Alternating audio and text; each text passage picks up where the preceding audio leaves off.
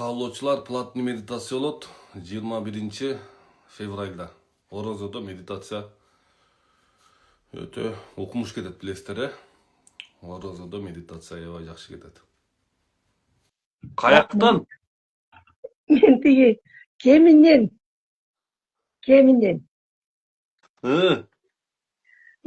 анан бир ырасчылыгымды айтып коеюнчу деп чыгып атам балам. Мен тиги 23-жылы апрелден баштап катышам. Анан бир аз убакыт ошо бекер медитация менен жүрдүм. Анан кийин платныйга кирип эле Кудайга шүгүр, миң мертебе шүгүр, аябай эле жакшы болуп атам. Акырын баары өзүнүн улугуна келип жакшы болуп калдым. Мындай жүрөгүм ооручу, анан кийин бассам адышка болуп эле кыйнала берчүмүн. Анан кийин могу түнкүсүн такыр уктабай эле ушу кыйналып атып эле эртең менен багымдат болуп калчу да, уктабай эле кыйналып. Ушу сенин эмеңе сабагыңа катышкандан бери, сабагыңа окугандан бери уйкум жаным жаялып, тынчалып, жан дүйнөмө тынчтык келип жыргап калдым. Кудайыма миң мертебе шүгүр. Кудай өмүр берсин балам сага. Кудай ден соолук берсин. Ушу биздин кыргыз элибиздин маңдайына жазып Алла Тағалам жиберген экен. Кудай куткусун. Эми дейм. Аябай жакшы болуп атам. Майда чүйдө ооруларым баары жакшы. Билинбей атып жакшы. Тиги көбүнчө мен тарамыш көнүгүсүн мен кийин түшүндүм. Сен айткандай кийин түшүндүм. Мурун баягы ылдый жакты, өйдө жакты чогуу жасаганда эле жасай берчүмүн да. Анан кийин сен айткан ушинтип биринчи ылдый жакты жасайбыз, анан өйдө көрсө өзүң айткандай баягы шашып эле баягы үчүнчүсүн ошондой туура эмес эле жасап жүрүптүрмүн да. Анан кийин өзүң айткандан кийин өзүңдү коюп ошо менен жасаганда кадимкидей башкача болгон да. Ошону жасаганда ушундай бир жыргап калам. Тим эле тердеп, кара терге түшүп, аябай жыргап калам. Көрсө айырмасы асма менен жердей экен. Көрсө анан ойлоп койдум, мурун мен жөнү билбей эле тигини жасап жүргөн турбаймынбы. Андан кийин ошо экөөнүн биринчи ылдый жакты жасайм, белден ылдый, анан кийин белден өйдөкүсүн, анан кийин үчүнчүсүн жанагы чогуу. Анан кийин тарамыш көнүгүсүн постоянно жасайм, анан басуу техникасын калтырбайм. Күнүгө мурун эшиктин астына басып жүрмүн, азыр күнсү үйгө басам. Эртең менен 15 мүнөт. Жок, 8 басам, 15 мүнөт басам. Эми кухнябыз эми чоң эле мындай, ортодо үстөл турат, анан кийин четте ошо менен 8 кылып эле басам, постоянно 15 мүнөт басам. Аябай ошо басуу техникасы да жакты мага аябай. Кудай куткусун, баарын эле жасап атам.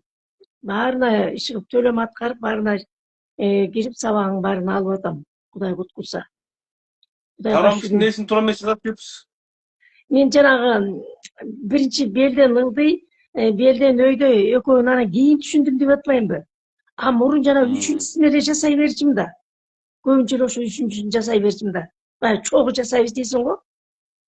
Чогуу өйдө жак менен ылдый жакты бириктирип, ошону жасай берип жүрө бериптирмин да. Көрсө маанисинин баары бер жакта экен да. Анан кийин ушуну түшүнбөптүрмүн. Бая сабагыңды окуп, өзүңдүн сөздөрүңдү угуп, мындай турбай көрсө, мен такыр туура эмес эле жасап жүргөн турбаймынбы деп. Анан кийин туруп жасаган техникаңды да жасайм. Эми медитацияны туруп жасаган да жакты мага. Иши кылып эле көргөндүн баарын жасайм да. Иши сабактардын баарын, телеграмда тургандардын баарын ошону коюп, көбүнчө өзүм менен чогуу жасайм. Анан кээде баягы унутуп калган кезде чогуу жасайм. Анан жана күн менен саламдашууну чогуу жасап, ушу аз күндөн бери да кичине жеңилденип калдым аны жасаганда. Мурун кыйналып эле жүдөп аткам. Чарчабай калдыңызбы? Жок, жакшы. Медитация жасаган күнү, зарядка жасаган күнү, гимнастика жасаган күнү ушул эмне кыларымды билбей калам да үйдөн. Эмне кылсам, эмне оокат кылсам деп эле эмете берем да. Балдар тиги ой мама отура берчи, эмне чарчайсың, эмне керек. Аны да түндө өзүң айтпадыңбы? Ошол көрсө ошол туура эмес экен да, туура эмес балдар ошону туура эмес кылат экен. Карыдың, эмне керек отура бер деп. Ага болбой эле мен кичине күн жылыса уже кетмени алып огородко чыгам. чөп отойм. Анан кийин ошо Ошондо балдар үйдө отуруп дей беришеби? ооба, эмне бар Болбойтубу? эмне кереги бар, сага эмне керек? Отура бербейсиңби? Өзүбүз эле жасайбыз. Ай, силер жасаганыңарды билем. Мен силерде жардам болот бир жагынан. Анан мен өзүм үчүн жасап атам, муну түшүнсөңүзчү, мен өзүм үчүн. Отур десеңер отуруп калам, анткени мен аны көрдүм да. Кудагы Ооба. ушинтип келиндери эчтеке кылдырчу эмес. Апа отура берчи. Сен таза Болбойт. кылбайсың сен. Анан кийин ошентип жүрүп, ошо байкуш кудагыйым отуруп эле отурган бойдон отуруп калды, ошол бойдон ооруп, ошол бойдон көзү өтүп кетти. Анан кийин айтам мен, карашы мына, отура бер деп атып, мен отурбайм. Андайлар миллион апа, миллион. Мен муну мына эл менен жакшы билем. Мен мына азыр эле 3-4 күнөн бери эле мына Жалал Абад Манас шаарына 5-6 киши келип кетти. Апалар келет, мына тынбай эле келип кетирет. Ошондо байкуштар эми атабыз, бизде да ошондой болгон илгери. Баягы атабыз биз менен эле чөп чабып эле машинага чөп чүктөп жүрөбүз эле, биз айтчубуз да, ата эмне жүрөбүз эми, элдер эмне дейт, эми уят дейт дечүбүз да. Атабыз болбой эле биз менен эле баягы чөп чүктөп, биз талаага чыксак, талаада тоого барсак, тоого барып, мал быксак, мал сүйрөп эле жүрөбүз. Анан биз баягы бул эме экен да, бул бечара ойлук экен да. Атасы эл менен иштеп атса эмне деп ойлойт деген, бул бечара эле бул өнүкпөгөн адамдын ою экен да, бул көрсө эне ата ошентип иштеп, тер төгүп, балдардын алдында ошентип жүргөндөн бул бакыт жок экен негизи. Көрдүңүзбү? Аябай жакшы экен. Эми биз муну туура эмес ойлойбуз, мисалы, туура эмес ойлойбуз. Ошон үчүн бирок деген жер бар. Постоянно эле керек учурда эс алып кетип калгыла, мына пенсияңызды түйүңүз, балдарыңызга, ар бир балаңызга айына 2000 сомдон налог салып коюңуз, 3000 сомдон. Анан бир жылда чогулсун, ошо бир жылда алып туруп, акырын келип туруп мага келе берсеңиз анан. Ооба, буюрса барем.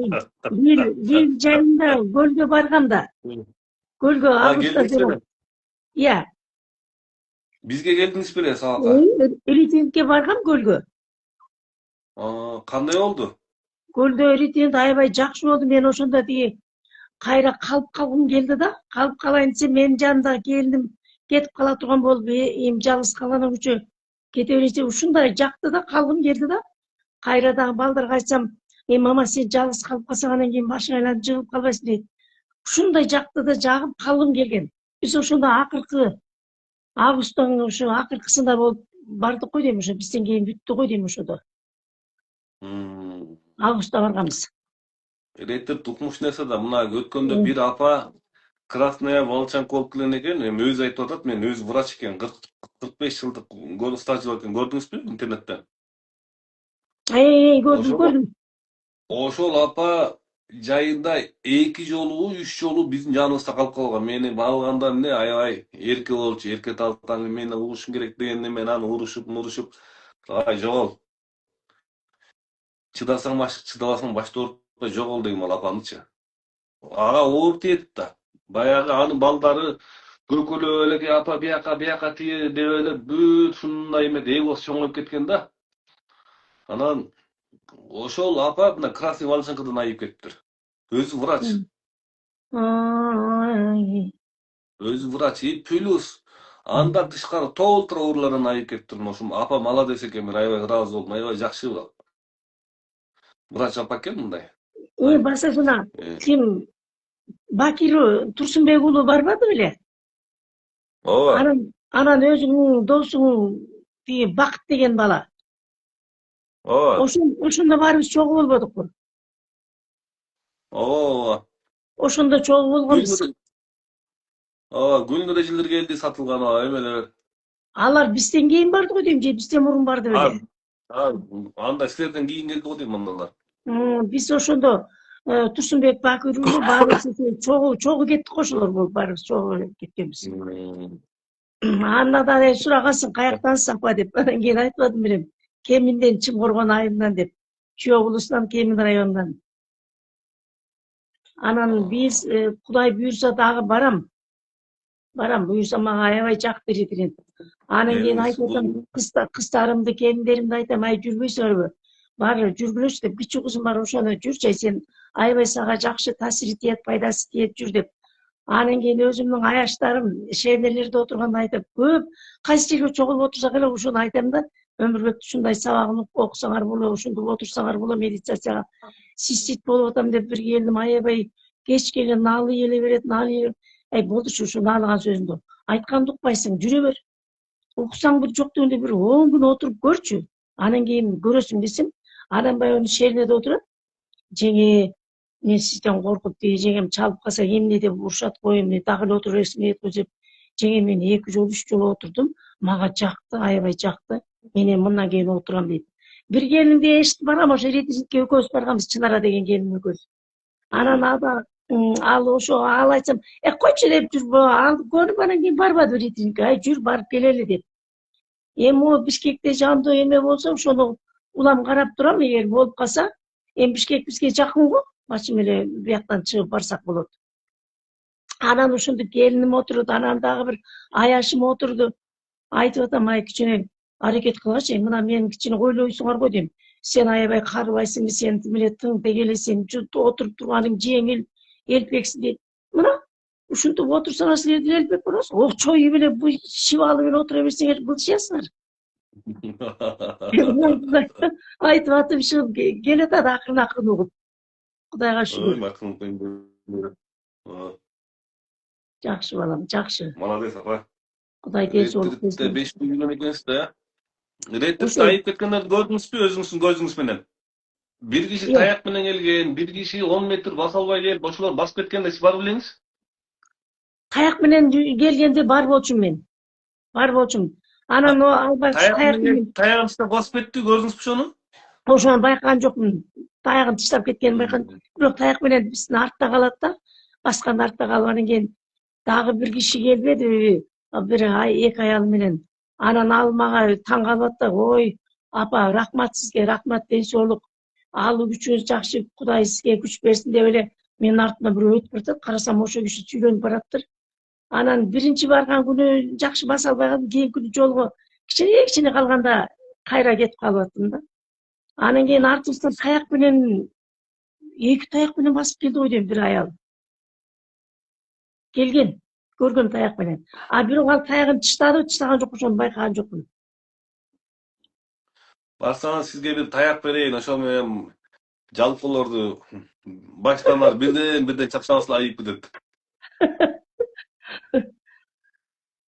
Жакшы, ритритте аябай жакшы болду, аябай жакшы өткөрдүк 5 күн. Бирок мен ушунчалык калгым келди да, калгым келсем тиги келин да болбой койбоду. Эми дагы Кудай буйрса, Алла насип кылса, Кудай буйрса барам. Эрстен бирөөлөрүн жаныма, келиндердин же кыздардын бирөөсүн. Болбосо не берер элем? Алла насип кылсын, Кудай аман коюп. Өзүмө Кудай денсаулык берсин балам. Апа, жакшы жүрүңүз, денсаулык болуңуз, кыскасы результат алып атпсыз да. Молодец. Кудайга шүгүр. Жанагы Кудайга тапшыруу деген жасап атасызбы? Ооба. Аны кээде жаныма коюп жатып уктап, кээде жакшы аягына чейин угам. Бирок мен ошо багымдаттан кийинки укканым жакшы экен да мага. Анткени туруп анан кийин баягы чамынасың да. Анан түнчүнө тынчап уктаган, кээде уктап калып атам аягына чыкпай. Эртең мен ошо багымдаттан кийин коюп коем да, ошо ойдон уктабайм, ошо угуп жатып анан кийин туруп кетем ошондон кийин сразу эле. Ал жанагы бекер медитациялар адамды айыктырат эже. Жан дүйнөсүн дарылайт. Анткени себеби адамды могу чыңалып турган нерви бошогондо полный гормондор агып баштайт организмден. Организм толот витаминге.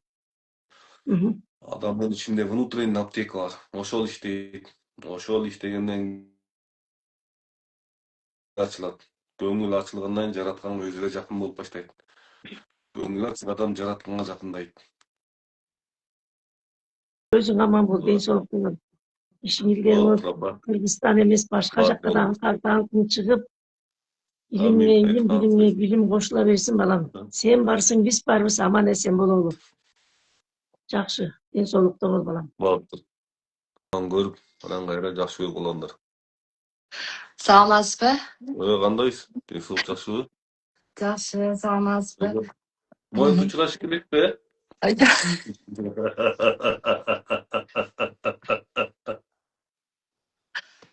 Мен арыктоо эмесине катышкам да. Анан Hmm. ишенбей эле катышып алгам. Hmm. Ошондон бери бекер медитацияны кылып атам, күн менен саламдашуу, жанагы ошол жакта берилгендердин баарын кылып атам, басууну восьмерка менен. Анан аябай мүнөзүм да өзгөрүп кетти да, жинденбей. Ошонума шүгүр кылып атам, ошол өзгөрүш болуп атат да мага. Молодец. Балдарым дагы мама вообще изменилась деп ушинтип атышат. Мен өзүмө да сезилип аткам, балдарым айтса билип атам да, как-то ичимде бир жылуулук бир нерсе пайда болгондой болуп атат. Анан мен дагы көп тамак жегим келбей калды. Hmm. Эго Ошону жетирет да сүйлөтүш керек. ичибизде напси, арамдык көп болсо тамакты ошончолук жей беребиз. Эгер кара жумуш кылсак бул башка нерсе. Кара жумуш кылсак бул башка нерсе. Түшүнүңүзбү? Эгер кара жумуш кылбасак жей беребиз, күпүлдөп эле жей беребиз. Ичибизде күнүнө бизге бир килограмм тамак жесек, общий бир 3-4 килограмм тамак жесек, ошонун 3 килограммы биздин напсибиз жейт, биздин арамдыгыбыз жейт. Адамга негизи 1 килограмм тамак жетет күнүнө. Эми примерно айтып атам мен, мындай мисал келтирип. Ошон үчүн жанагы 2 килограммды, 3 килограммды биздин арамдык жейт. Качан баягы адам арамдыктан арылганда напсинин күчү кетет. Адам Кудайга жакындаганда напсинин күчү кетет. Адам аз эле тамак жеп калат. Аз эле жеп калат. Ошон үчүн мына олиялар, пайгамбарыбыз, тетиги Будда, тетиги индустар, тетиги чыгыш илимдеринде бүт окууларда, мусулманчылыкта да бар бул. Адам баягы мына осознанностько келгенде тамакты азыраак эле жеп калат. Неге дегенде жетет ошолчу. Арамдык бар жерде, ичиң тар болсо, ошол ич тарлыктар ошонун баары энергия болуп турат. Ошолор жейт тамакты. Түшүнүңүзбү? Могу медитация ошол ичтеги арамдык, сарамдык, ичтеги эго, мегонун баарын бүт талкалайт. Мен азыр ошол бекер медитацияларга эле катышып атам да, жана Кудайга койгон иш, жана дагы бир медитация экөөнүнө эле катышып атам. Анан жана акция менен алдым 1,5 миңге. Ошол белгилерге окшобойт, совсем башкача болотпу? Кое туруңуз азыр. Сиз азыр бекерме? Жок, сиз платныйга катышыңыз. Эгер мен сизди кыйнабайм жок, бул жерден эч Жок, с удовольствием катышам. Ошого жана 1,5 миңдикти алдым да, ал 21-inde башталат деди. болот ошол, болот сизге. Ошону алыңыз, анан кийинчерээк шакалдарды алып коюңуз. Шакалдар жакшы сабак. Экинчи курсту алыңыз, күн менен саламдашууну алыңыз, мындай алып, бир 15 күн, 1 ай машыккандан кийин дайыр сабакты алып коюңуз. 20 күн, 1 ай машыккандан кийин эми биздин сабактар итбекер го. Итбекер, туурабы? Ооба, мен ошо күн менен саламдашуу менен жана дыхание деп чыгарган дыханияны кылып атам да.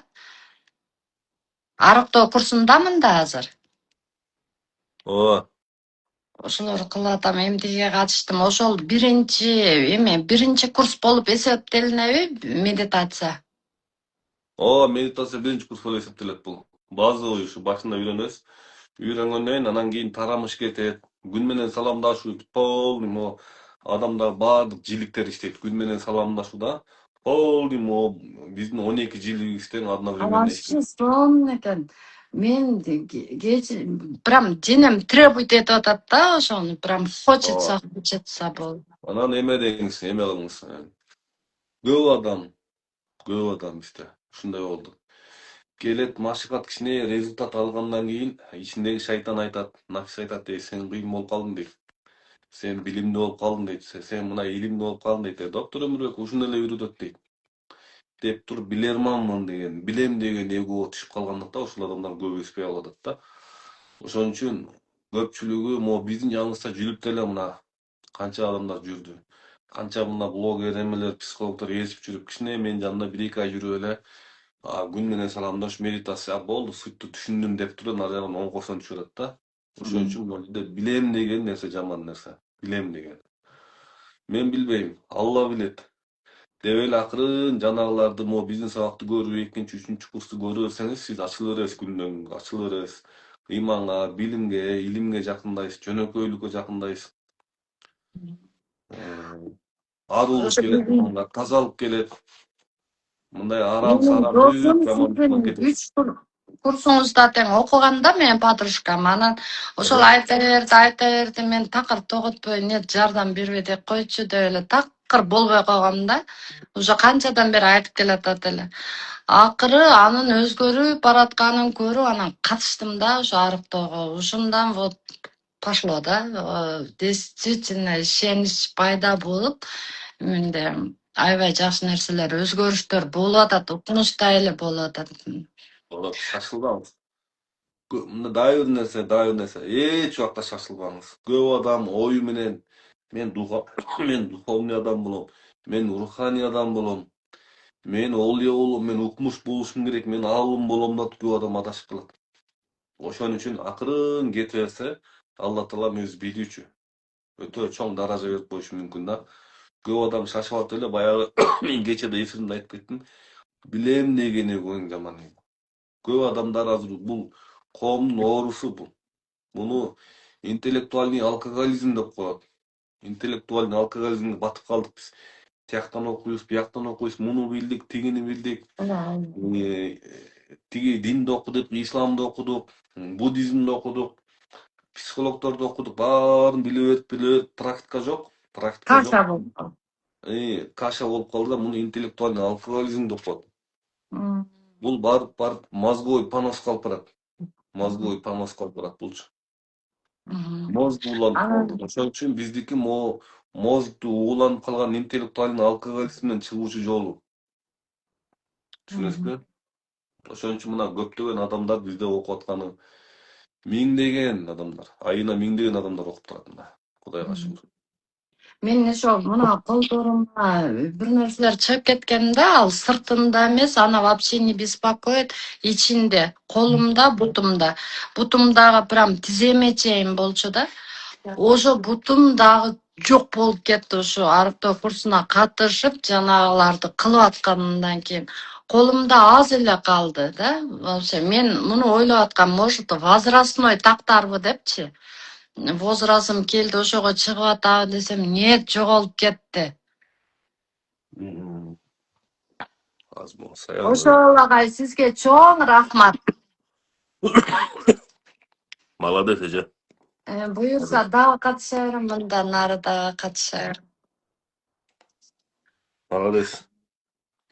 Анан ретрит болсо ретритке дагы барайын дегем мен. Мына Бишкекте скоро болот дейт, Кудай буюрса ошол жака дагы барайын дегем. Буюрса болот, азыр Турцияда болот эже ретриттер. Уже 3-чү ретрит башталат жакында Турцияда. Турцияга возможность бар барганга. Аякта канча күн болот? Аякка барбай эле болсо эже. Неге дегенде ушул эле үйрөткөн нерсени аякта $800, $1,500 үйрөтүп атабыз. Ушул эле нерсени. Силер мына 3 күндүк сабакты силер 3000 сомго 1,5 алып атпайсыңар? 1,5 сомго алган сабакты тияктан $800 үйрөтөбүз. Айырмасы ошол. Ошон үчүн жөн эле. А так жөн эле барып эле ошол барып келсеңер болот, мисалы жөн эле мындай элечи. Түшүндүм.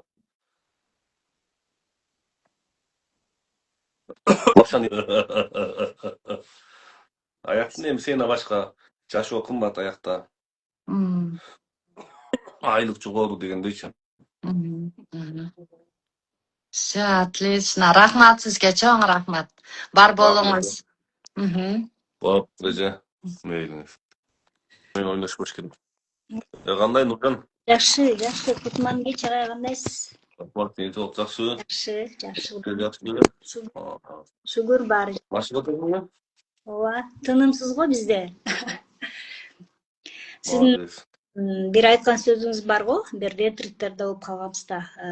Ушул нерсени сиз адамдарга үйрөтүүнү каалап аткан нерсеңиз бул калың катмарга сиңип кетсе деп сиздин чоң каалооңуз бар да. ушул эле нерсени. Ошондой нерселерди эгерде элдерге баарына көпчүлүккө да эми баарына болбосо дагы өтө көпчүлүккө бул илим сиңип кете турган болсо, адамдардын жашоосу жепжеңил болоорун мен ага толук ынанып калгам да. Ошол. Анан сонун менде баары жакшы, Кудайга шүгүр. Самоконтролду аябай жакшы кармап калгам. Бассам турсам деле, каерде жүрсөм жумушта болобу, сиз айткандай автобуста болобу дегендей, ар бир жерде эле самоконтроль. Самоконтроль эле күчтүү болуп калса, биз дайыма өзүбүздү башкара билип, эгонун кол салуусуна, эчтекесине моюн бербей дегендей да. Самоконтролду сезип калуу да иш чоң экен. Ушул нерсени азыр аябай байкап жүрөм.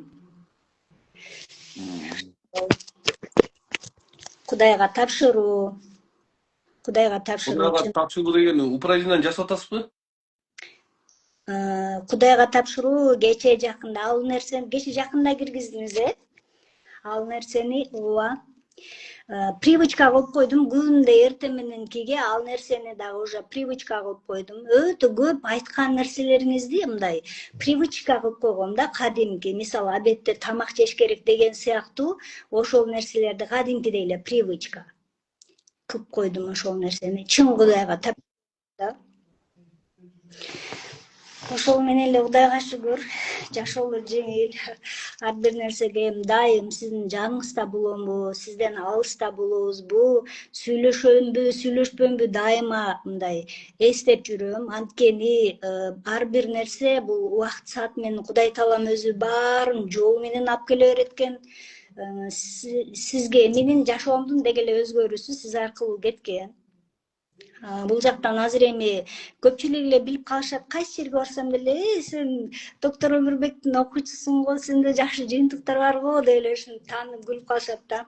Анан ооба деп сүйүнүп күлүп калам. Жашоом ошондон кийин действительно өзгөргөн, ошол жердеги алган пайдалар дейгиле да. Баарысы эле азыркы менин жашоомо деле, жумушума деле пайдалар ушундай чоң теп. Ошо күтүүсүз, без ожидания, эч бир нерсени күтүүсүз, без ожидания эле жасай бергенде адамда өзгөрүү тез кетет экен. Не жди, не ожидай, действуй деген эме бар да. Не жди, не ожидай, действуй. Да. Өтө чоң кеп. Исполнитель болушубуз керек экен. Уктук жазаш керек экен да. Ошол нерсе. Ошо мен да өзүмө дагы өзүмгө да Канча өзүм болду? Машыкканы канча болду бизде? уже 2,5 жыл болду го дейм. Ошо мен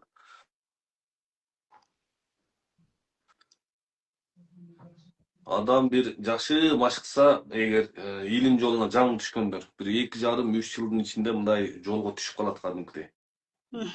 Жолго түшүп, мындай осознанность келип, адам мындай арам иштерди жасабай, ар бир кылган действиясы мындай эме болуп калат да, мындай Кудайга жаккан действие болуп калат да. Пендечилик эмес. Ар бир действие Кудайга жаба турган иш болуп калат. Баскан жериңен чөп чыгып калат. Баскан жериңен гүл чыгып калат.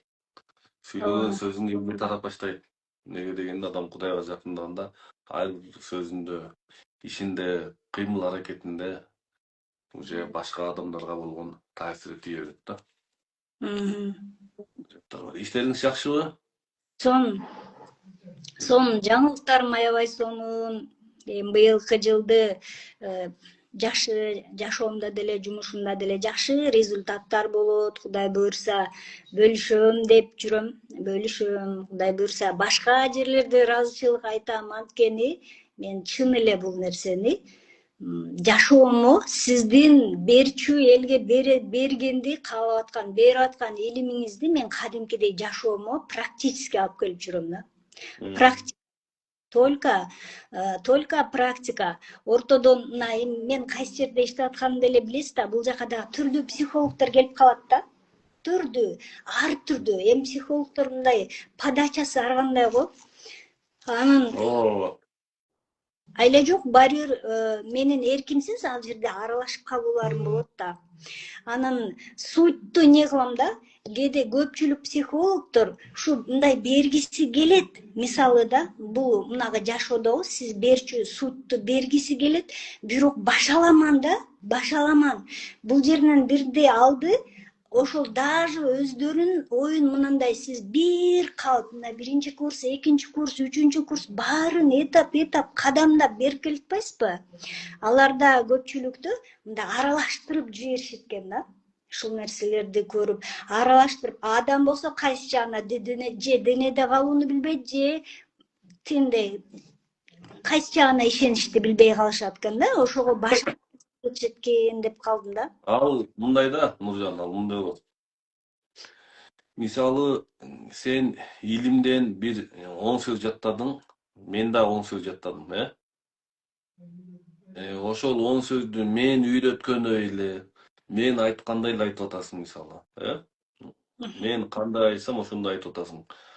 А мен мисалы ошол эле сөздү мен да айтып атам. Эми карап тур. Бул жерден ошол илимди, жан дүйнөсү арамдыктан арылып, жан дүйнөсү илимге толгон адамдын айткан сөзү эл арасында иштеп, ошол кете берет ошол сөз. Эми ошол эле сөздү башка бирөө, мен айткан сөздү башка бирөө айтса, мисалы, эгер илим билимге толбой эле ошону нар жактан урдуп алып, бияктан урдуп алып ошол эле сөздү айтса, ал сөз иштебейт. Ошон үчүн мына Алла Тааланын улуулугу ушул жерде. Алла Тааланын мындай керемети ушул жерде. Алла Таала эч убакта алдабайт. Эч бирөөнүн эмесин жизнь бумерангдап коет. А мына кутуруп кеткендер эмне болуп атат, мисалы, могу жашоодо, могу дүйнөдө? Эмне болуп атат? Бумеранг кылакырын Алла Таалам коюп коет да. Ошон үчүн бул адам ошол биз эмне болду? Биз умственный, интеллектуалдык, эмоционалдык деңгээлде гана өсүп алдык. Биздин бул эң чоң проблема ушул жерде. Эң чоң проблема мына умственный, акылдын деңгээлинде, эмоциянын деңгээлинде, интеллектуальный, интеллекттин деңгээлинде өсүп алдык. Бул өтө жакшы эмес, бул өтө жакшы эмес. Ошон үчүн биз каша болуп атабыз да. Ошон үчүн могу биздин коюп аткан система, ошол сени интеллектуалдык, акыл макыл уровеньге алып чыгып коет. Учурчакка келип каласың. Жеңилдик келет. Кудайды сезип каласың, Кудайды денең менен сезип каласың, мындай Кудайга шүгүр деп. Арамдык иш кылбай каласың. Сонун мындай комфортный абалда жүрүп каласың. Бул жерде только өнүгүү гана кетет да. Ошон үчүн ушундай жактар бар. Ошону сезип калганда, учурчакты сезип калганда плюс белгисин басып коюңуздар. Учурчакта, чын эле учурчакта жашоо бул, эгерде биз ошону мындай жон терибиз менен сезип ала турган болсок, чын эле аябай жакшы сезим экен. Кээде бирок мындай баары бир пендебиз го, ой тынымсыз келип турат экен да. Дагы бир түшүнгөн жерим, ой бизге мына ойду биз совсем жок кыла албайт экенбиз да. Ой келе берет экен. Бар болгону ошол ойду өзүбүзгө киргизип алып, ошол ойду ээрчип, ошол ой менен кадимкидей эмоциябыз ой менен бирге болуп кетпеш керек экен да. Ойлор келет. Фанатизм неден чыгат? Фанатизм. Адамга бир ой келет. Баланча айтты, тигинчи айтты, бул айтты деген ой келет. Мисалы, ошол ой келгенден кийин ошол ойду ээрчип кетүү бул фанатизм болуп эсептелет. Туурабызбы? Мисалы могул карап тур. Могул бир жаман ишти жасабаш керек дейт, мисалычы, жасабаш керек дейт. Мисалан жасабайбыз, бирок ошол ишти жаман иш экенин мындай сезип туруп, өзүңүн жон териңмен сезсең ошону, бул башка нерсе. Бул фанатизмге кирбейт. Түшүнүңүзбү? Ошон үчүн мунун адашып калганыбыздын себеби көп башында мен жана мени жаман көргөндөр плюс белгисин баскыла десек 60-70 киши мына плюс белгисин басты. Башында жаман көргөнбүз деп.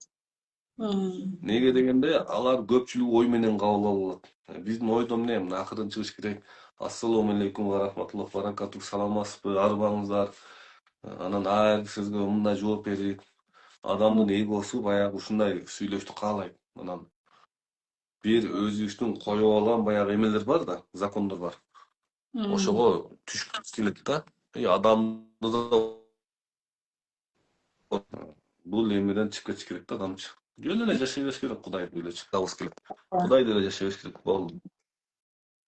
Ошон үчүн мына учурчак сегиз тургандар плюстар кетти уже. Да. Мен ол кеткенге негедир то. Ошол Кудайда жашай бериңиз. Ийгилик. Ооба, чоң рахмат. Илимиңиз өркүндөй берсин. Көп адамдарга себепчи болуп жүрө бериңиз. Биз болсо дайыма тыным жок машыга беребиз, жаңы билимдерди ала беребиз. Духовность через богатство дейт. Пайгамбарыбыз 40 жашка чейин эмне кылган? Пайгамбарыбыз эмне кылды эле, билесизби?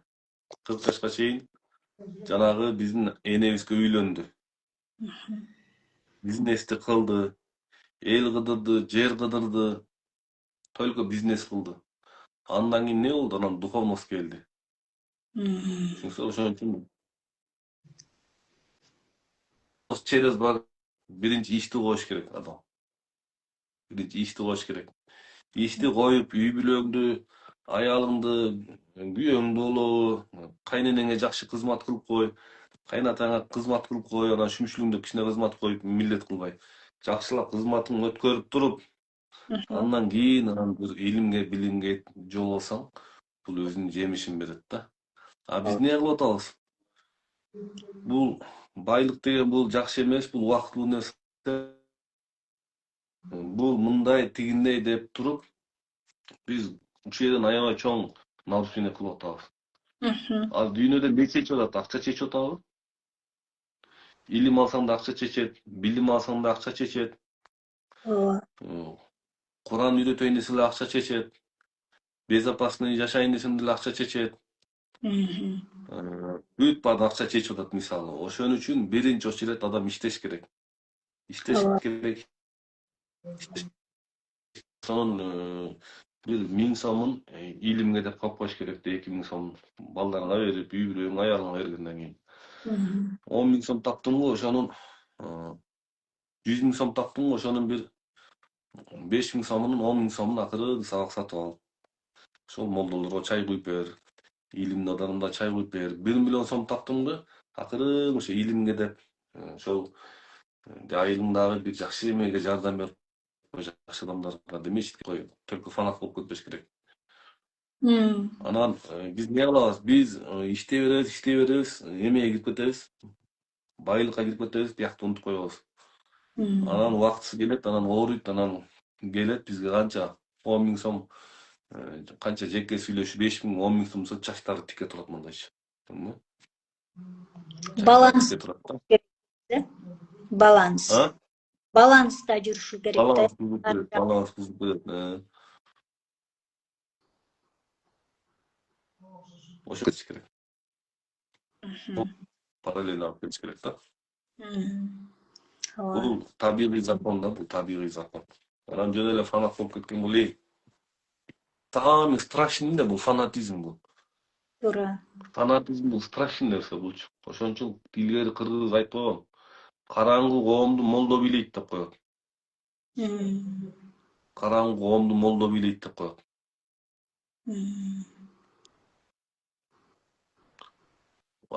Билим менен андан кийин жолду жакшы нерсени алып кетсе бул башка нерсе да.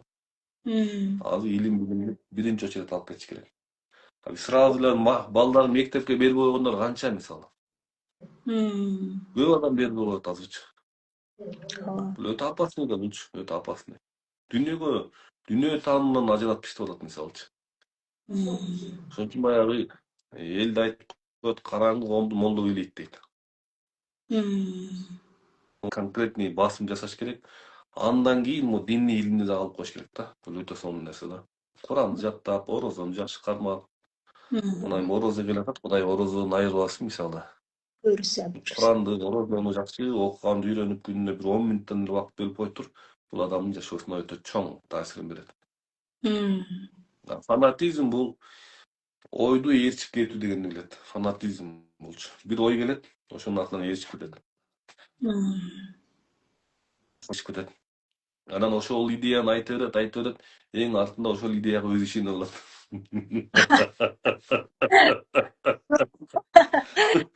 Biz de андай клеткаларыбыздан чыктык го, Кудай буюрса. Кудайга шүгүр. Ошонун баары эле практикалар, практика.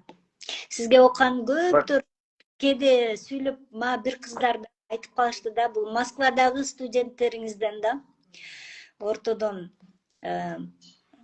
машыгып мындай бир машыгат, бир машыкпай ушундай жүргөн кыздарда. Анан кече жакында да бир психологко барып турду. Мен айтпайм, мен ушундай бирөөгө бардым деди эле. Айттым. Адам баласы издениш керек, сиз айтасыз, издениш керек, бирок табыш керек да депчи. Анан айттым, суть эмне? Бул жашоодо биздин издеп атканыбыз ал бир нерсе. А бул Өмүрбек агайдын бизге берип аткан практикасы ошого алып барат.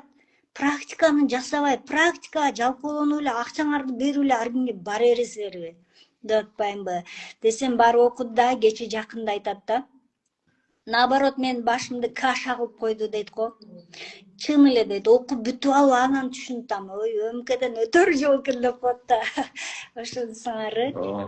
Мен биздики, мен дайым айтам да, бизди окугула, тиякта окугула, биякта окугула, мен чектебейм дейм, бирок кайра эле келе беришет.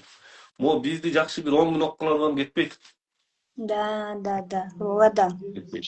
Кетет, нары бери жүрүп кайра келе берет. Туура эле. Анткени бул жерде совсем башка нерсе. Мээси бошомоюнча, мээ бошомоюнча бесполезно.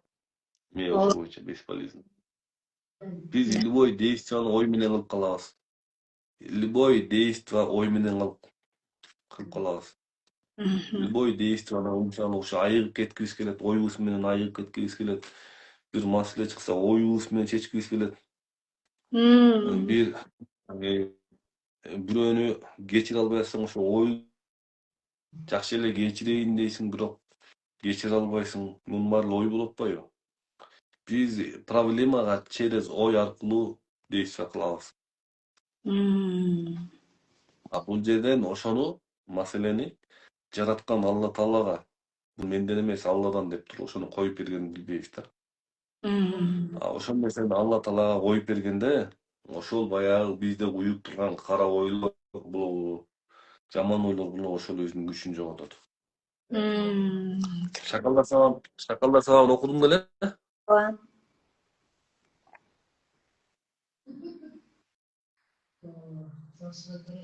Арыктоо сабагыңыздан башкаларды окудум деп. Арыктоо сабак. Шакалдарды окудуң беле, шакалдарды? Шакалдарды окудум. Бир арыктоо сабагыңызга катышкан жокмун да. Аны деле бир мен сага ошону подарка берем эртең, макулбу? Рахмат. Чоң рахмат. Буюрса. Давай, ийгилик. Рахмат агай, чоң рахмат. Давай. Качан Турцияга? Турцияга, Кытайга жөнөп калдык. Кытайга биз барып келгенибизче Турцияга кирбей тургула деп койду да. Анткени Турциянын печати түшсө, биз жаңы башынан загранпаспорт алышыбыз керек экен. Ошого койдуруп койду. Кытайга барып келгенден деп. Эми апрелде буюрса Кытайга барабыз, андан кийин Кудай буюрса.